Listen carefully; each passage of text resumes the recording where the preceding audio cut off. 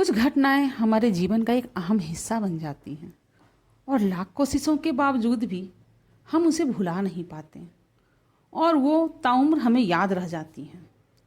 ऐसी ही एक घटना मेरे एक अंकल ने बताई। उन्होंने बताया कि आज भी जब वो उस घटना को याद करते हैं तो उनके रोंगटे खड़े हो जाते हैं। उन दिनों को याद करके वह आज भी सहम जाते हैं और भगवान का शुक्रिया करना नहीं भूलें जब उनकी जान बच गई। यह कहानी 1985 की है,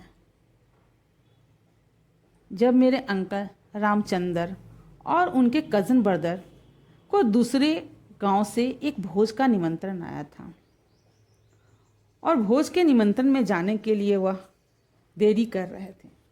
तब उनके पिता ने कहा कि जल्दी ही चले जाओ, ठंड का मौसम है, जितनी जल्दी जाओगे उतना ज़्यादा अच्छा रहेगा क्योंकि रात भी घिर आएगी। और सुनो, आज रात को वहीं ठहर जाना और कल सुबह ही आना। अब रामचंद्र और उनका भाई मनोज दोनों ही घर से निकलने के लिए तैयार हुआ और वह दूसरे गांव जाने के लिए रोड का रास्ता न पकड़कर एक जंगल के रास्ते जाने की सोची। उन्होंने आपस में बात किया कि इस जंगल के रास्ते जाने से हम जल्द ही पहुंच जाएगा, यह शॉर्टकट पड़ेगा। दोनों अपने में आपस में बात करके रामचंद्र और मनोज दोनों ही जंगल के रास्तों से उस गांव की ओर जाने लगे। तो अचानक ही मनोज बोला, रामचंद्र, इस जंगल से जल्दी जल्दी चलते हैं वरना समस्या खड़ी हो जाएगी। रामचंद्र को याद आया कि अरे, यह तो जंगल राजवीर काका की है जो 5 साल पहले ही यहाँ पर फांसी लगाकर मर गए थे।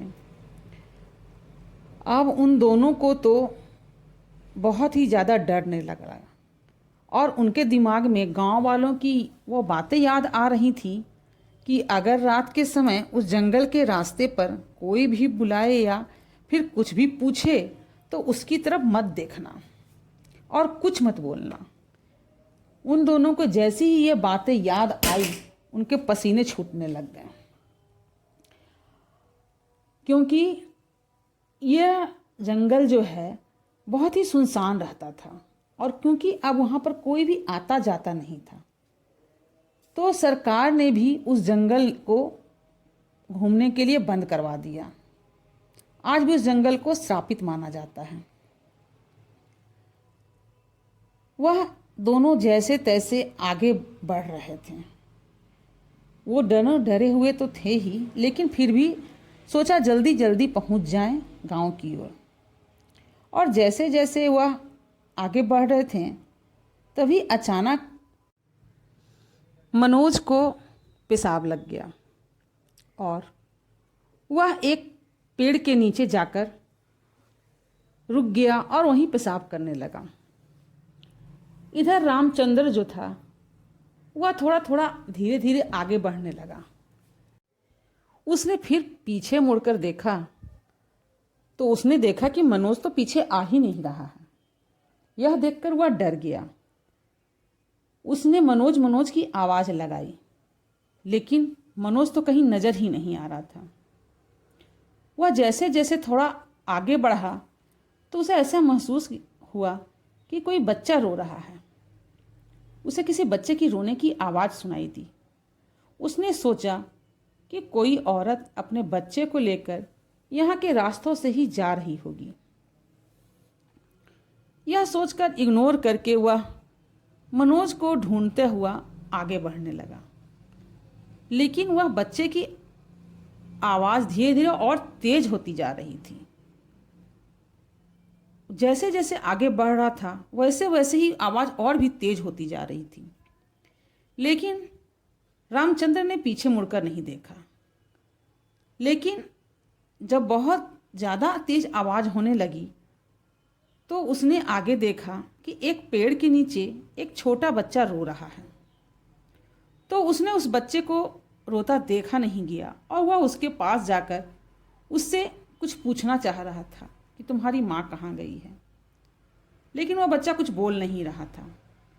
तो उसने उसे गोदी में उठा लिया और धीरे धीरे आगे चलने लगा। जैसे जैसे वह आगे चल रहा था वैसे वैसे उसने देखा कि वह बच्चा धीरे धीरे उसका वजन बढ़ने लगा है।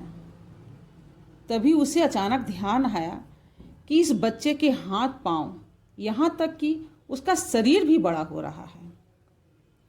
जैसे ही उसने यह सब देखा तभी उसने उस बच्चे को ज़मीन पर गिरा दिया, और जैसे ही वह बच्चा गोद से ज़मीन पर गिरा तो बड़े आदमी की तरह ज़ोर ज़ोर से हंस रहा था और बोल रहा था कि तू आज तो बच गया, तूने मेरे ज़मीन पर पैर रखी है। अगर मेरे पैर ज़मीन को छू जाते तो तुम्हारी मौत तो मेरे हाथों में निश्चित ही थी। इतना कह के ही वह बच्चा गायब हो गया। अब रामचंद्र लड़खड़ाकर जैसे तैसे उठा और दौड़ने लगा। कई बार वो जंगल में लुढ़क भी गया और मनोज को चिल्लाने लगा। उधर मनोज ने जब उसकी आवाज़ सुनी तो उसने भी उसे आवाज़ दिया और फिर दोनों एक जगह पर मिल गए। अब रामचंद्र ने मनोज को बोला कि चलो जल्दी से भागो यहाँ से, हम लोग यहाँ नहीं बचेंगे। मनोज ने जानना चाहा, परंतु रामचंद्र उसे कुछ बोल पाने में असमर्थ था। दोनों दौड़ते भागते हुए किसी तरह से उस जंगल से निकले। धीरे धीरे रात हो गई थी। दोनों किसी तरह से दौड़ते हुए उस गांव में पहुँचे और वहाँ जाकर गांव वालों को सारी बातें बताई। जब गांव वालों ने पूरी कहानी सुनी तब उन्होंने बोला कि तुम्हें तो कभी भी इस जंगल से आना ही नहीं चाहिए था, क्योंकि यह एक भूल भुलैया है। जो भी इस जंगल में जाता है वह फिर वापस लौट कर कभी नहीं निकल पाता है। वो तो भगवान का कृपा हुआ, देवी माँ की कृपा हुई जो तुम दोनों बाहर निकलकर बच पाए। रामचंद्र हाँफता हाँफता बेचैनी महसूस करने लगा। उसे लगा जैसे अभी भी कोई उसका पीछा कर रहा है। गांव वालों ने किसी तरह उसे मंदिर ले गया और उसे समझा बुझाकर शांत कराया।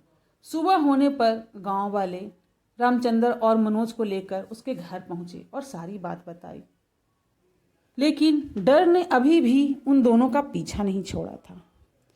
रात में रामचंद्र को भयावह सपने आते थे, जैसे वो बच्चा उसे उठा रहा हो, उसके बिस्तर पर बगल में बैठा हो।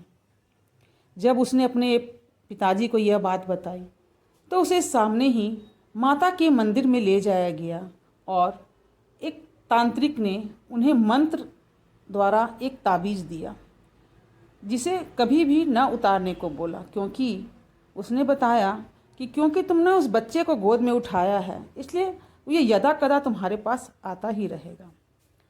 तब से रामचंद्र अंकल ने कभी भी उस ताबीज़ को नहीं उतारा।